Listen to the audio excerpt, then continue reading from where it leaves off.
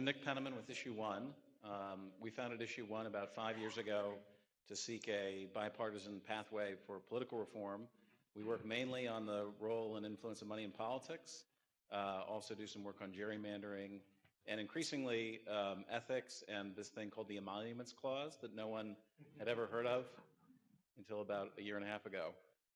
So we've got 200 former members of Congress who have joined us, half Republican, half Democrat. We've got a bunch of champions on both the Senate and the House side. There's a group called the Congressional Reformers Caucus that was recently founded, 15 Republicans, 15 Democrats on the House side, all coming together to work on creating a common dialogue, energy, and policy ideas around fixing the political system. Sheila.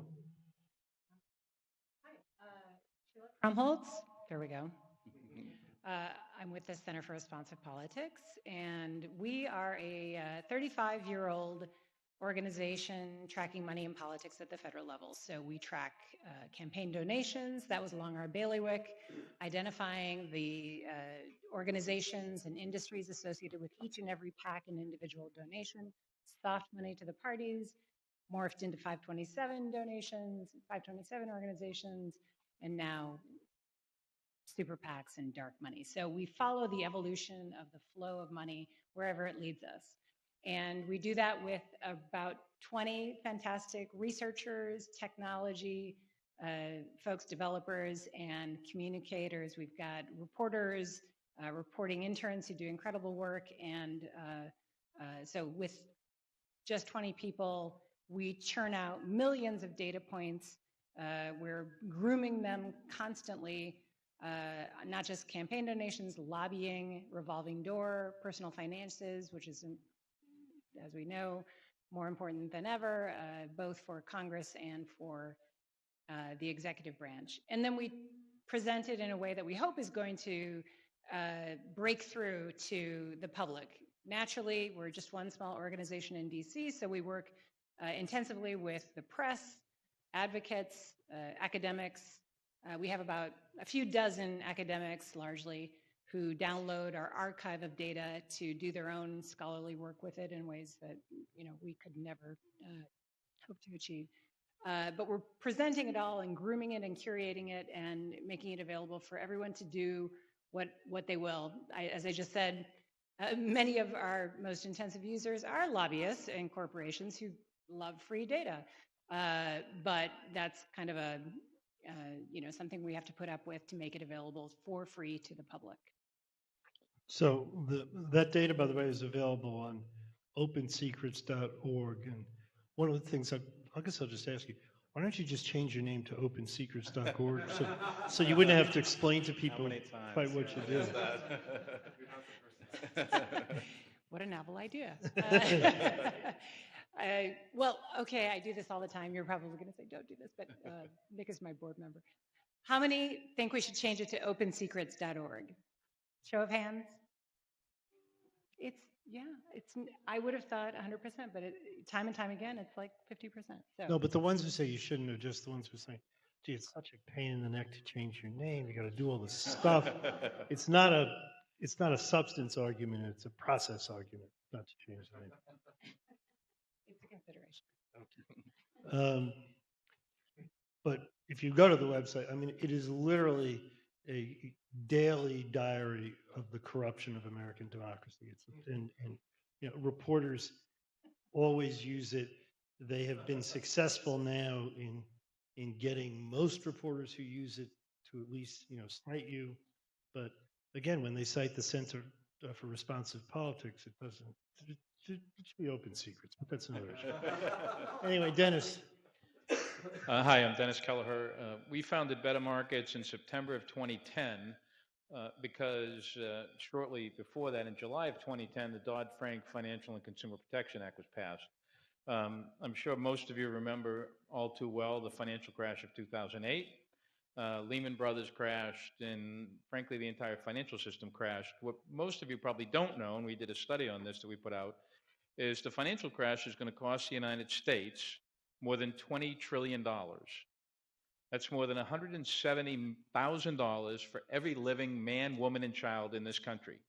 Nothing else compares to a cost to a country. And in fact, in history, if you go back, often what destroys countries are financial crashes, but nothing compares to the economic wreckage. And that doesn't include the human wreckage of lives destroyed, jobs gone, communities gone.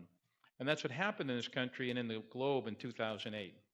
So the Congress and President Obama passed a financial reform law in 2008, or in 2010, to address some of the structural problems that gave rise to the last crash and hopefully provided some remedies that would prevent or mitigate the next crash. At the time, I was working in the Senate and had experienced the onslaught, and Steve very capably details this in his book, of something like there were 2,200 lobbyists who were lobbying on Dodd-Frank. A quarter of them were former office holders, and 50% of them were former staffers. So the revolving door, cash, et cetera, it's almost indescribable, the Wall Street lobbying effort to kill the legislation. And there was, and Steve got this too in the book, right, which is when it was passed, the lobbyist was asked something like, well, boy, you must really feel bad, you just lost. And he said, lost? This is halftime, baby. Because they know the permanent influence industry, and Steve loves to talk about lawyers and lobbyists, but he needs to broaden it to PR firms, purchased academics, front groups, trade groups. I mean, when you get done with it all, there's a huge industry that builds these moats and protects these moats, and nobody's better at it than Wall Street. So we created Better Markets to essentially be a counterweight to the biggest banks on Wall Street throughout the legal and policy and rulemaking process in the United States to get the Dodd-Frank law turned into a reality with hundreds of rules that had to be passed to implement it, with two primary goals, one of which everybody talks about, one of which nobody talks about. The goal everybody talks about is to prevent financial crashes so that the country does not have to go through the incredibly costly crash that we did in 2008, both in economic and human terms. But the other part of Dodd-Frank was to rebalance and refocus the financial system on supporting the real economy instead of the gambling that Steve was talking about. The problem is the gambling is incredibly lucrative and juices the bonuses. Real banking to the real economy has a relatively small margin. But taxpayers, everybody in this room, backs the banking system in this country, because at the end of the day, if it's going to collapse, the government's going to put their hand in your pocket to bail them out, which is what happened in 2008. So if we're going to bail them out, at a minimum, they should at least be engaging in activity that supports the reason for their public support. So what we've done over the last 8 years or so is we participate in 250 rulemakings, 35 litigations. We do a lot of media. We're bettermarkets.com. You can go to our website. We put out reports. But basically, if you're in Washington, D.C. in the policymaking process anywhere, if you see Goldman Sachs or J.P. Morgan or Citigroup, and you look to the exact opposite, that's where Better Markets is. So one of the questions I mentioned in my talk, but I asked all of you, is especially now, how do you get up in the morning? I mean, Nick, let's start with you. I mean, why do you think things are going to change when they're just galloping in the opposite direction? Well, the good news is that this is a bottoming out moment. We think of, there's some more board members. Hi, JB. You guys know the game Jenga, where you build the tower of blocks, and the last person to pull the last block out loses. So we think about what's happened to our democracy in the last 30 years as being the depletion of the Jenga tower. Money in politics has gotten much worse in the last 30 years, not just since Citizens United. Voting has gotten much worse in the last 30 years. Gerrymandering, we went from 165 competitive districts in 98 to 45 today. Information integrity, obviously, fake news, the collapse of the Fourth Estate. All of these things have occurred over time. And a lot of the people in this room have been both watching these things occur and working on them at the same time. Guys like Nick Nyhart, who's been running public campaign for 25 years, and Larry Noble next to him. So it's not that there hasn't been some degree of attention paid, but all of a sudden what's happened is Trump's come along and he's wiggling at one of the final blocks. And that block is the democratic norms and standards block. And as a result of that, people all of a sudden are panicking, as Woodward said about Steve's book, are panicking. And they're wondering why is it that American democracy seems so fragile and so vulnerable all of a sudden? Well, the fact is that it hasn't happened all of a sudden. So what this opportunity offers us is the ability to rush in with a story that is larger than Trump, to explain the structural deficiencies and breakdowns that have occurred over the last 3 decades, and then to piece together a coalition and a slate of ideas that are powerful enough to begin repairing the tower. So it is, in a way, the Trump panic and this bottoming out moment that gives me the most amount of hope.